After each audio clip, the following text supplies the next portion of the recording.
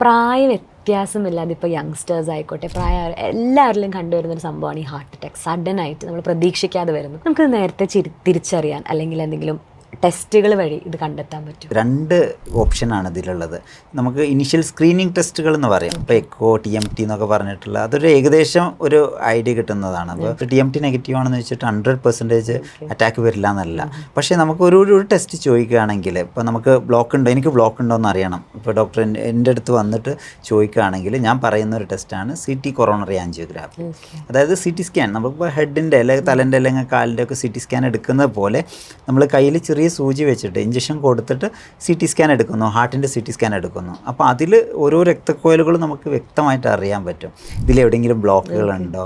അതിൽ ബ്ലോക്കുകൾ സിഗ്നിഫിക്കൻ്റ് ആയിട്ടുള്ള ബ്ലോക്കുകൾ ഉണ്ടെങ്കിൽ നമുക്ക് എമർജൻസി നമ്മൾ കാർഡിയോളജിസ്റ്റിൻ്റെ അടുത്ത് വിട്ട് അത് ആൻജിയോപ്ലാസ്റ്റി ചെയ്ത് നമുക്ക് കറക്റ്റ് ചെയ്യാവുന്നതാണ്.